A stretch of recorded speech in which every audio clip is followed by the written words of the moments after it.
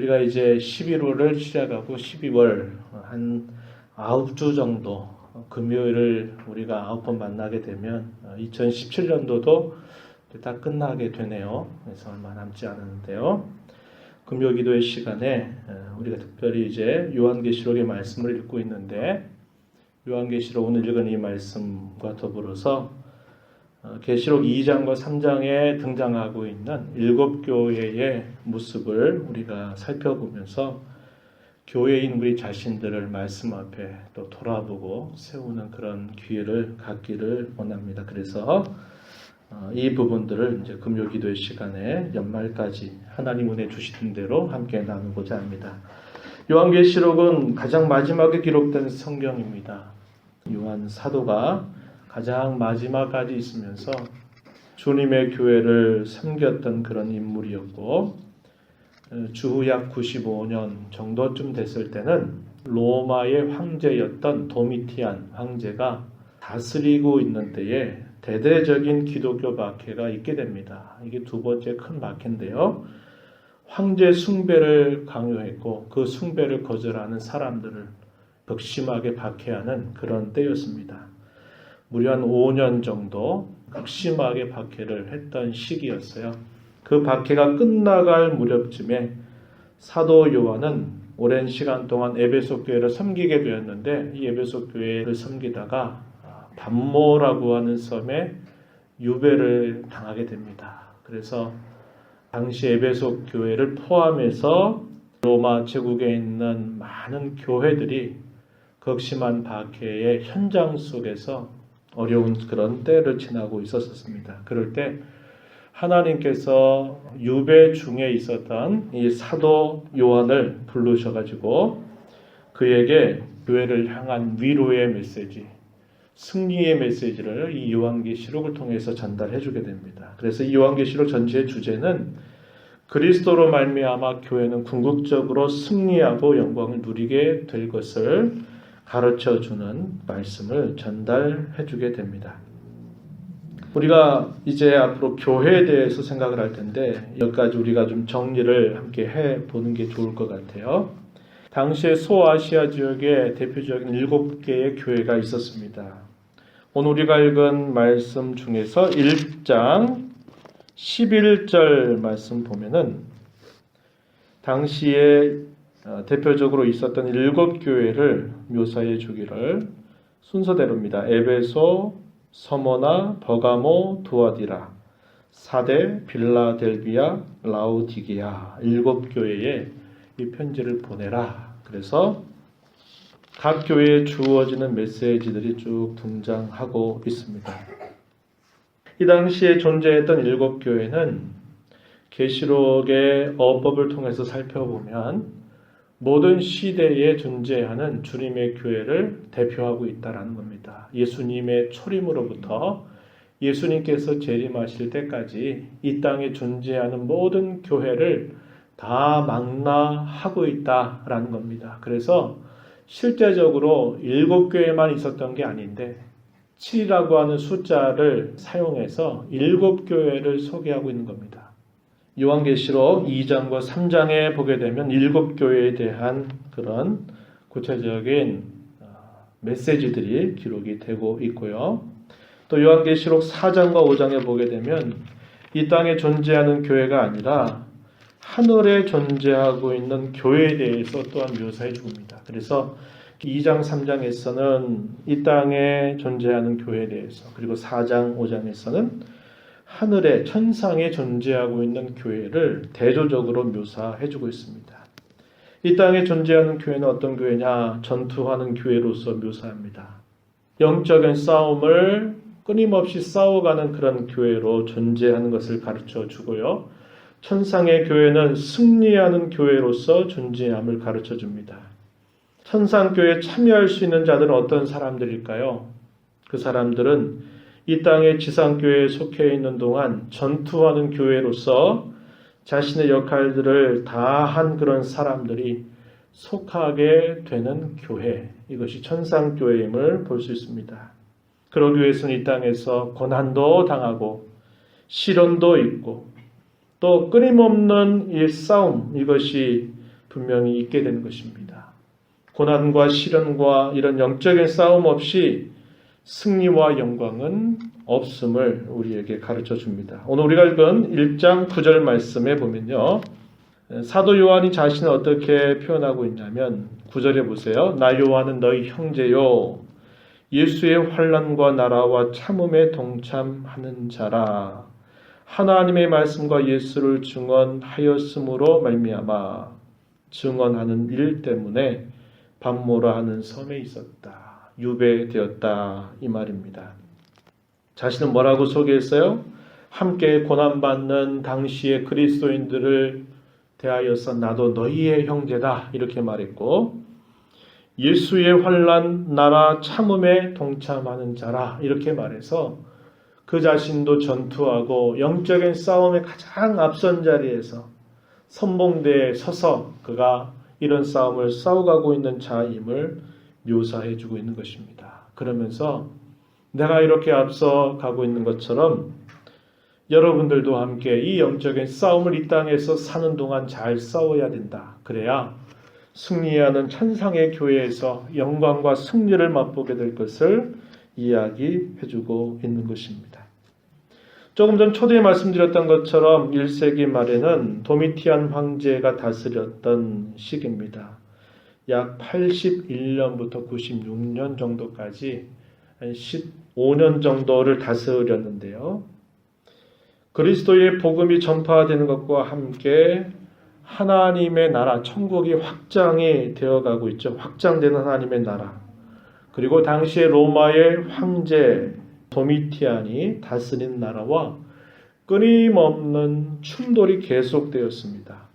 로마의 다양한 종교들과 로마의 정치, 그리고 로마의 관습과 문화에 끊임없이 충돌하게 되면서 어떠한 종교를 따를 것인가, 어떠한 나라를 살 것인가, 어떤 임금, 어떤 왕을 섬길 것인가, 어떤 삶을 살 것인가를 끊임없이 결단하고 그 결단에 따라 움직여야 했다는 겁니다. 영적인 싸움의 내용은 바로 이런 것들이었다는 겁니다. 어떤 종교를 따를 것이냐, 어느 나라를 살 거냐, 내가 로마의 시민으로 로마의 시민권자처럼 그 나라를 따르며 그 나라를 살아갈 것이냐, 아니면 주께서 다스리는 천국을 살 것인가, 어떤 임금을 섬길 것인가, 가이사가 우리의 왕이라고 고백하는 그 고백을 따라 살 것인가, 아니면 그리스도가 나의 왕이심을 고백하며 살 것인가를 결단해야만 됐고, 그에 따르는 합당한 생활을 살아가려고 하기 위해서 끊임없는 이런 충돌 속에서 영적인 싸움을 싸워 나가야만 했다라는 것입니다. 그것은 그 당시에 있었던 예수 믿는 사람들에게 뿐만 아니라 모든 시대를 살아가는 예수 믿는 사람들에게 역시 요구되고 있는 그러한 분명한 요구임을 우리는 알아야 한다는 것이죠. 그래서 이 땅에 지상교회에 속해 있는 동안, 다시 말해서 우리가 육신의 장막을 입고 이 땅을 살아가고 있는 동안에는 끊임없이 이런 충돌 속에서 우리가 어떻게 살아가야 될까 하는 것을 끊임없이 돌이키고 돌아보고 또 결단하고 세워가는 그런 일들이 우리에게 있어야만 된다는 겁니다. 그래야만 천상의 승리와 영광의 교회에 속해서 그것을 누릴 수 있게 됨을 우리는 알게 되는 것이죠. 오늘 우리가 읽을 말씀에 보면은 교회를 어떻게 말하고 있냐면 촛대라고 하는 말로 표현해주고 있습니다. 20절 말씀에 보면은 내가 본 것은 내 오른손에 있는 7별의 비밀, 7금 촛대다 이렇게 말씀하시면서 7별은 7교회의 사자고 7 촛대는 7 교회다. 교회가 이렇게 촛대라고 하는 것으로 표현될 때는 교회가 가지고 있는 사명을 일깨워주는 그런 말씀으로 표현됩니다. 교회는 세상을 밝혀주는 그런 역할과 분분, 사명이 있다는 것을 가르쳐 주는데요.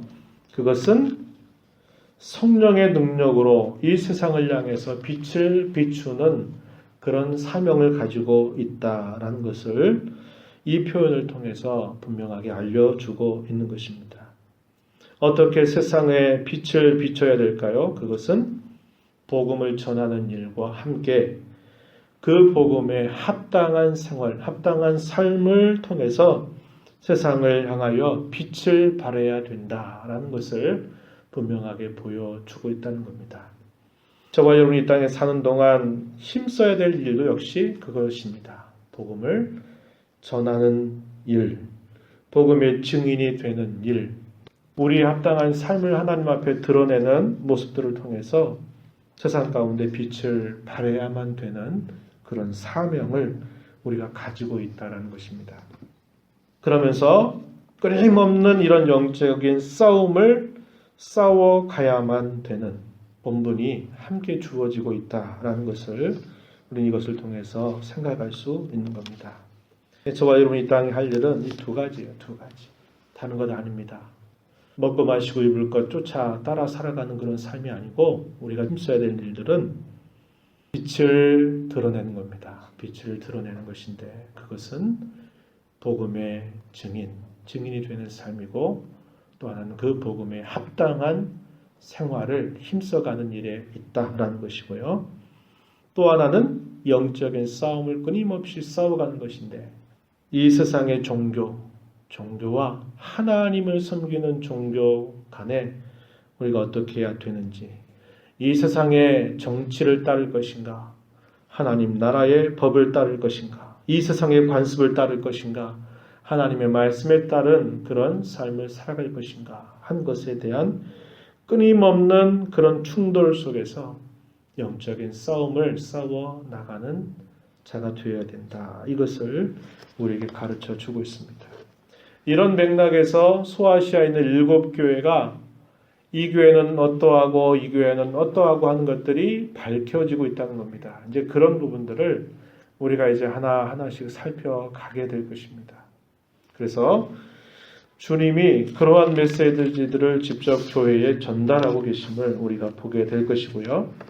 이러한 교회에 나타나시는 주님의 모습에 대해서는 본문 속에서 어떻게 표현하냐면 본문 1장 13절부터 16절에 묘사가 되고 있습니다.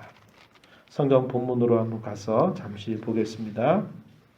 13절 보니까 이 촛대 사이에 인자 같은 이가 발에 끌리는 옷을 입고 가슴에 금띠를 띠고 있는 모습을 그가 보았습니다.